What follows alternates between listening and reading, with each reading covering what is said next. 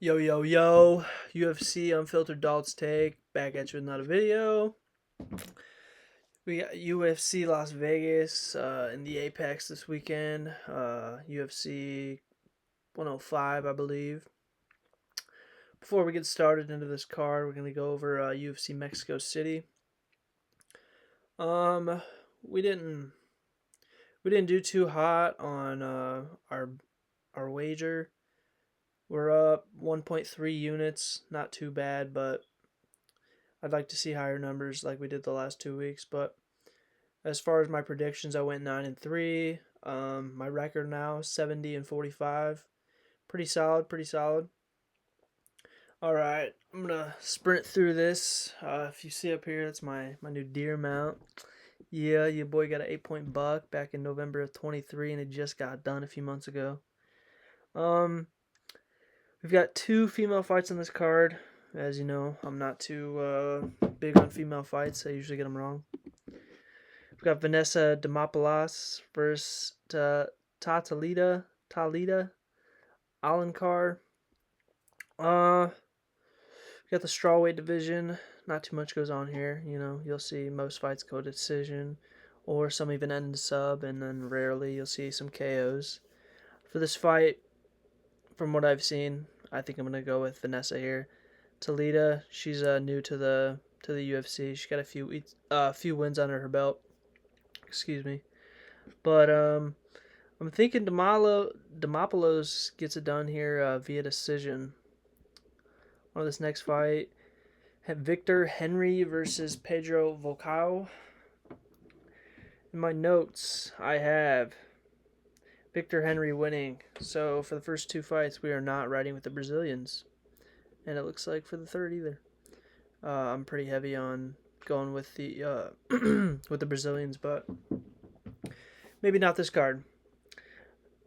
I've seen a few of Victor Henry's fights. He fights a lot more often than Pedro, though. Pedro hasn't fought in 2 years, I want to say. Um, let me just double check. Maybe it's another guy I'm thinking about. No, he fought last year. I'm totally thinking about Daniel Santos. My bad. It's 11 o'clock at night. I'm ready for bed. But yeah, I'll be taking Victor Henry here. Not too much going on for these first few fights. I'm not really too intrigued with them. Loma Luke Boonmi versus Stella Nunez. Loma is one of the highest favorites in this card.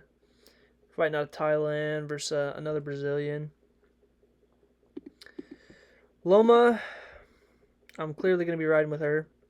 She's coming off a few hot wins, most by decision.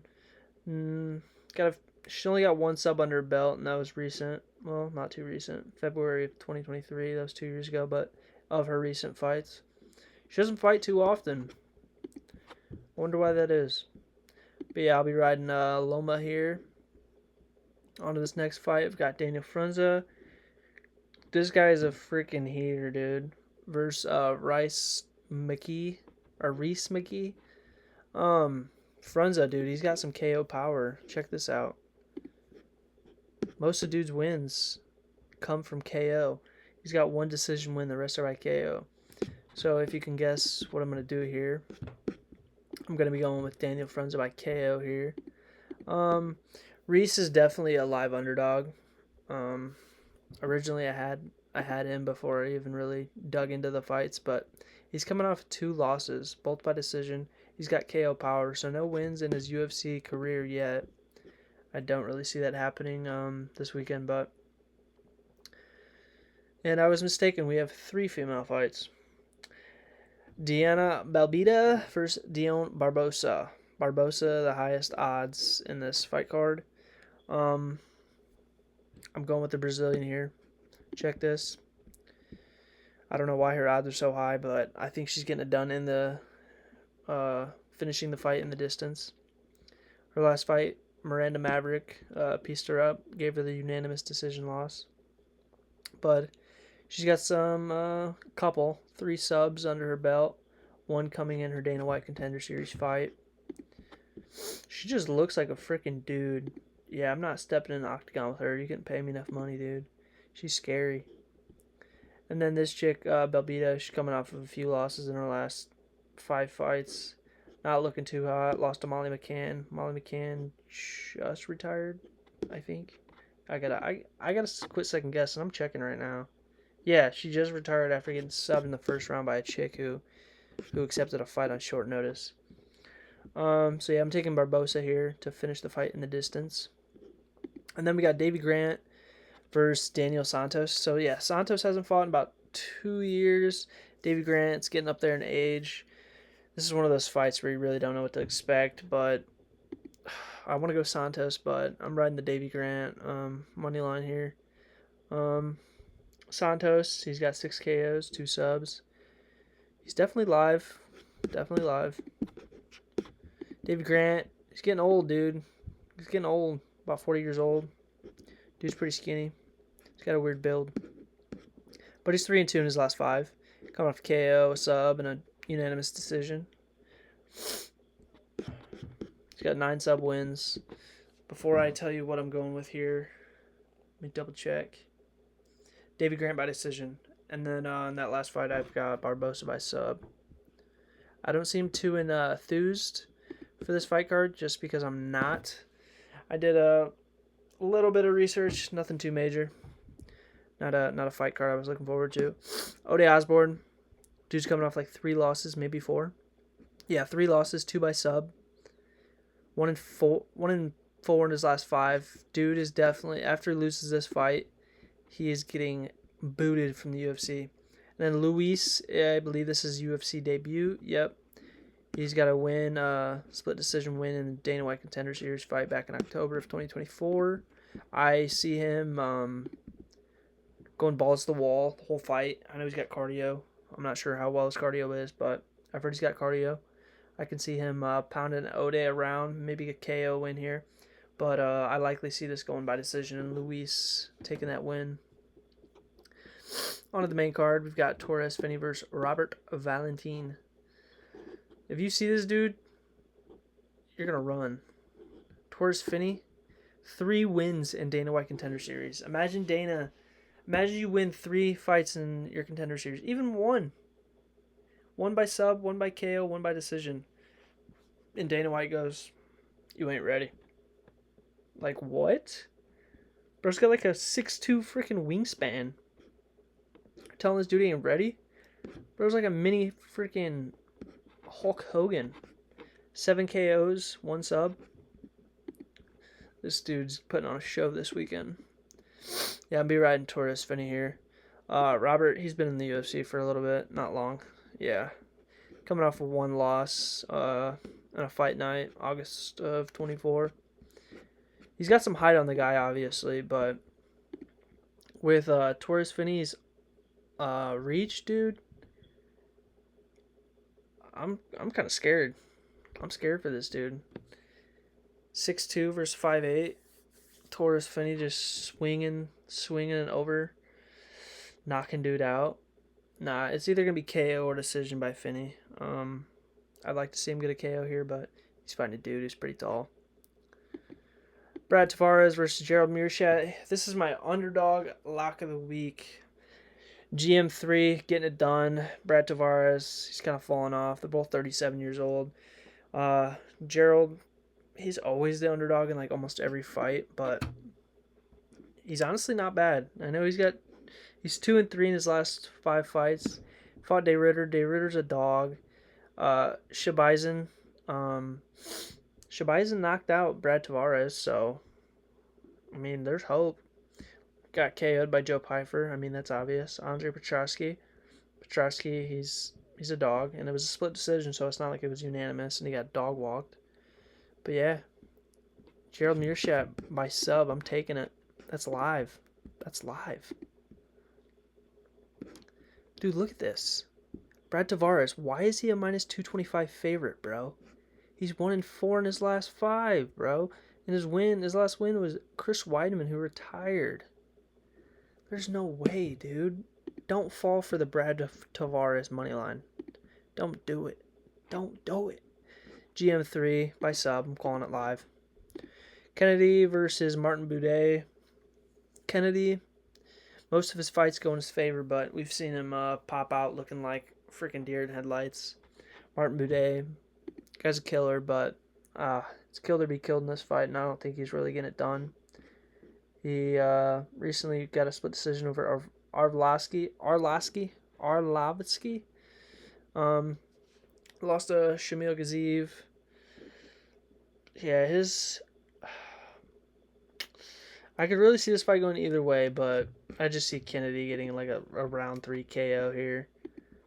Minus 380 favorite. I'm not riding that money line. I might dip my hand into a Kennedy KO straight bet, but you never know. Martin Buday, he could take some power. Yeah, like one of those fights I'm talking about. Kennedy coming out looking ugh versus freaking Dustin Jacoby. Don't know how that happened, but it happened. Kennedy also freaking knocked out Carlos Ulberg a few years ago. So, I mean, he's got the power. I'm going to go Kennedy by KO here. Oh, this next fight. This is a tough one, I'm not going to lie. You got Chang Ho Lee versus Cortavius Romius. Chang Ho Lee, he's got striking power. He's got 5 KOs of his 10 wins. This will be his second UFC fight. Hasn't fought since June of 2024, so it's almost been a year. And then Cortavius, 3-2 in his last 5. I could see him before I jinx myself.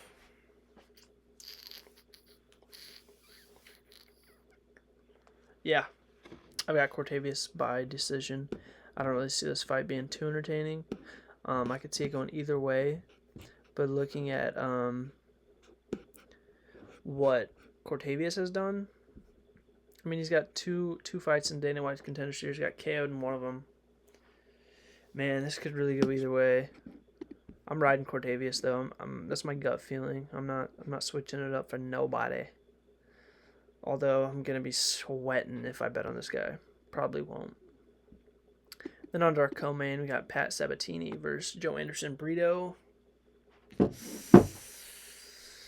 Brito's getting it done here. We're taking the Brazilian. 8 KOs, 7 subs. Brito's getting it done in the distance, fellas. 4-1 his last 5. See, his last wins are by KO or sub. Dude's live. 2 fights last year. William Gomes.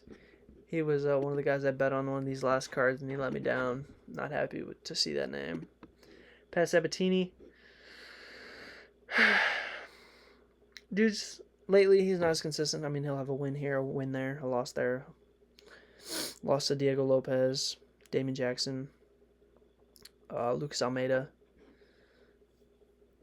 He beat Lucas Almeida. My apologies. But this fight could really go either way. But the way it's looking, I see Joe Anderson Brito getting it done here. Dude looks like a beast. Sabatini, he's always in good shape. He's got cardio from what I know, but you won't catch me betting on him. Nah, not a chance. Josh Emmett versus Lerone Murphy. Fight of the night right here, fellas. Before I even say who I'm going with, I'm going to go Josh Emmett by KO or Lerone Murphy by decision. All right. I wanted to ride Emmett moneyline here for him to be my prediction to win, but I'm going with Lerone Murphy. It's a 5-round fight. Although, if Emmett hits Murphy with a shot to the jaw, he can knock him down, get a TKO, stoppage, some ground and pound action. But if Emmett puts all that energy into finishing Lerone and just can't, I can see Lerone doing what he did to Ige and getting that win, especially in a 5-round fight.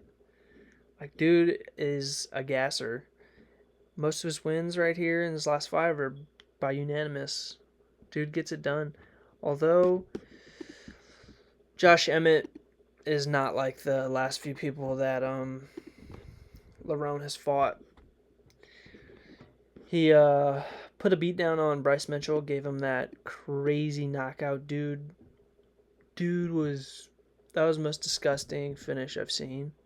Like, just the way Bryce Mitchell was on the ground, like, he was, like, dang near an afterlife. It's obvious Josh Emmett has KO power, but such a hard call. He's also beat Danny Gay.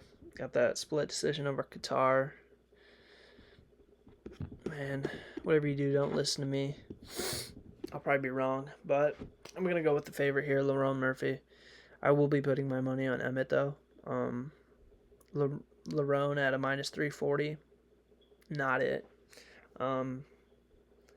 But again, Lerone Murphy by decision or Josh Emmett by KO is where it's at, especially if you're cooking a parlay. So I'm gonna show you guys some parlays I got. Shout out to my cousin. We've been cooking some stuff up. As usual, I'll be posting my cycle parlay, my long shots, and my parlays in the comments between Friday and Saturday before the fights. I apologize. My not last card, but the 2 cards before, I said I would put my bets in the comments and I didn't, and then I ended up hitting 2 weeks in a row for over 7 units, so that's on me. But one parlay we got: Emmett by KO, Meerschaert money line, Torres Finney money line.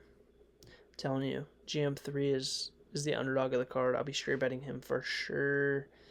And another one, Torres Finney by KO or decision, Gerald Meerschaert money line, Kennedy money line, Josh Emmett to win by KO or Lerone Murphy by decision. Honestly, that's a solid cook right there. I'm liking that. Only thing I'm iffy on, I'm not gonna lie. Nah, I'm not iffy on it, dude. There's no way Brad Tavares beats Gerald Meerschaert. I don't see it happening. I really don't. I don't know what apps you guys use, but I've been using DraftKings, Bet365. Fanatics is a huge one. They have a lot of bonuses on there, bonus bets and whatnot. Not bonus bets, but multipliers like 50%, boosts. I'm all for that. That's my favorite app to bet on. I'm iffy on DraftKings. The odds just aren't where they should be. But if you just prop hunt on other apps, you'll find what you're looking for. Gerald Meerschaert, though, plus 180 underdog. Dude is an underdog in almost all of his fights, and he somehow gets it done. Gerald Meerschaert by the sub is at plus 400. Best believe I'm throwing cash on that. So yeah, per usual, I'll drop those bets, parlays, in the comments between Friday and Saturday. I got to take my mom to the airport at 2 a.m. on Saturday, so I'll be slumped away for most of the day, but best believe I'll be up and at it before the fights, dropping those parlays in the comments. Like, subscribe, share this video. I haven't been getting much views lately. Where you guys at? I'm up over 15, I'm almost 16, 17 units up from the last 3 fight cards. We're on a roll, boys. Tune in. Lock them bets in. If you disagree with anything I say or any of my predictions, drop it in the chat, dude. All right, UFC Unfiltered Adults take. We out. I'm about to go schlumpy like Bryce Mitchell against Gene Silva next week. You know what I'm saying? Deuces.